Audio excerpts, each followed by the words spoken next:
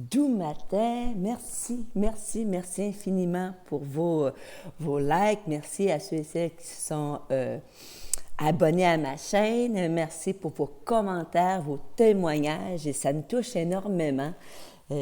Aujourd'hui, je fais la lecture du chapitre 2, Sortie de zone. Et là, je suis dans mon garage au Canada. La dernière journée de l'été, c'est un 4 degrés, mais on veut profiter de la belle lumière. Donc, je veux faire mes petits coucous de chapitre partout et vous me verrez partout. Donc, sortie de zone, chapitre 2. Ici, la belle photo. Je suis devant la fontaine de Trévi. Donc, c'était toute une sortie de zone pour moi. Il y a parfois de ces expériences de vie qui vous transforment. Toutefois, trop souvent, ces dernières font mal ou encore la maladie frappe fort et nous jette au sol. Désorientés, fragiles, tristes, on prend conscience de cette vulnérabilité qui nous habite et surtout l'aspect éphémère de situations qu'on croyait être faites pour durer. Pendant ces longues semaines de travail sur ma personne, j'ai tenté de comprendre pourquoi ça m'arrivait à moi. J'ai tourné l'événement sans dessus-dessous jusqu'à m'épuiser, sans toutefois avoir le moindre indice. La lumière est apparue quand j'ai su que je n'avais rien à comprendre. Seulement accepter cette situation non planifiée qui m'était envoyée. Et si cette expérience de vie était sur mon chemin, parce qu'elle fait partie de ma mission de vie. Les révélations ont commencé à déambuler. J'avais un travail intérieur à faire et je devais redécouvrir cette femme que j'étais devenue avec ses rêves, ses aspirations, mais surtout avec ses qualités et ses dons. J'étais envahie d'une telle soif d'apprendre que je me suis mise à dévorer livre après livre lorsque celui de Daniel Blouin, Sortie de zone, a traversé mon chemin. Ça a été comme une bouffée de fraîcheur, un élan, une invitation à sortir des sentiers battus et de m'élancer vers l'aventure avec un grand A. Voyager en terre inconnue, me perdre pour mieux me retrouver. La synchronicité des événements m'a apporté vers l'Italie et où un fabuleux périple m'attendait. Avec fébrilité grandissante, je partageais avec les miens ce désir, ce rêve que j'entreprenais seul. J'ai dû faire face à toutes sortes de réactions, de la peur, à t'es folle toute seule, des vols, de me perdre, la maladie et j'en passe. Il faut que je vous confie que ma confiance a vacillé à l'occasion, mais cet appel était plus fort que tout et plus ferme que jamais. Enfin, le grand jour est arrivé, le jeudi 14 juillet 2016. Ce matin-là, c'est un soleil radieux qui filtre au travers des persiennes. Lentement, l'idée que le jour J s'infiltre lentement dans mon cerveau et je décide d'écouter Rouge FM Montréal. Manuelle Urtubise et sa co-animatrice me font rire et me font tellement de bien. Ils avaient discuté la semaine précédente de voyager seul ou de faire un nowhere.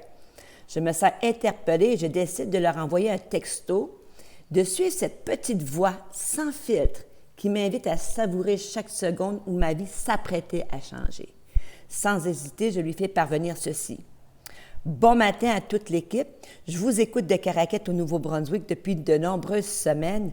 Ce matin est spécial car je quitte seule pour l'Italie pour la première fois. Alors, votre entrain et votre belle énergie m'accompagnent. Merci pour l'excellence de votre travail. C'est quand on envoie des demandes de l'univers, sois prêt à accueillir. Quelle n'est pas ma surprise de recevoir un appel quelques minutes après m'invitant à parler en direct à Manuelle Urtubise.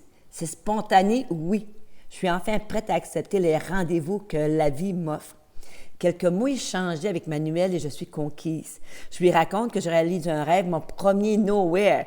Il m'invite à lui envoyer un texto de l'Italie.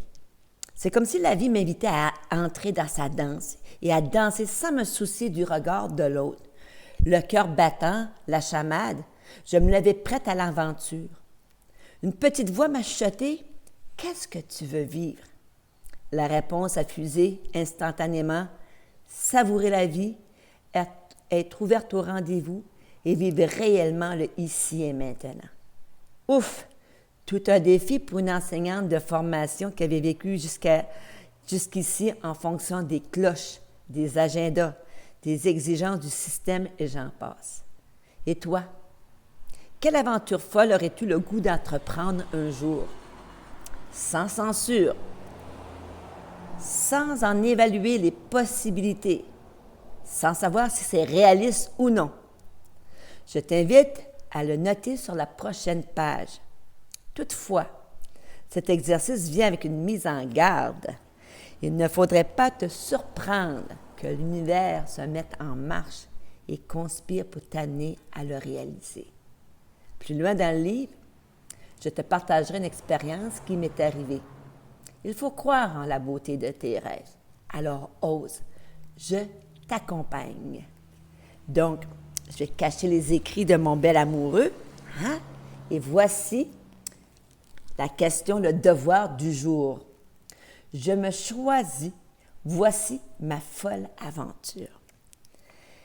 Les amis, la vie est faite de rendez-vous. La vie est faite de tellement de magie. Si on met notre focus, notre regard sur ce qu'on veut voir se multiplier dans nos vies. Et depuis 2016 que je pratique de façon religieuse, et quasi bouddhique, cet état d'être, cet art de vivre, je vous dirais que ma vie s'est transformée et est de plus en plus magnifique et belle. Donc, c'est un petit chapitre. Ça se peut que ta folle aventure, elle n'arrive pas tout de suite, puis que mais bloque-toi pas. Si ça ne sort pas, là, va prendre une marche, prends quelques jours, puis y penser, puis écris, puis par la suite, le chapitre 3 sera « Laisser les choses venir à soi ».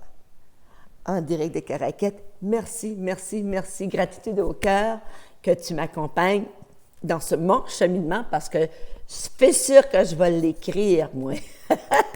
La folle aventure parce qu'il y en a plein, puis mon compagnon de route s'apprête à ralentir et à venir me trouver. Donc, j'ai eu beaucoup, beaucoup de rêves seuls. Maintenant, je vais en faire pour deux. Sur ce, en direct de Caraquette, je te vois, je t'aime. Gros bisous. Merci, merci de partager avec des amis. Peut-être qu'on a besoin d'un coup de pouce, c'est le moment de se transformer, de laisser derrière. Puis aujourd'hui, là, au Canada, c'est la dernière journée de l'été.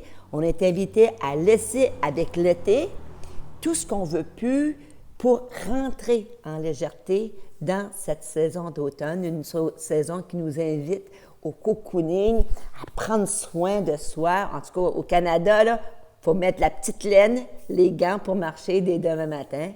Mais la vie est tellement belle, tellement remplie de belles surprises. Et parfois, lorsqu'on a une transformation à faire, c'est difficile de la faire seule. Mais si tu viens jusqu'au chapitre 10, 11, là, je t'aurai de belles, belles nouvelles à t'annoncer à la toute fin de ce livre. 12 journées et à très bientôt les perles.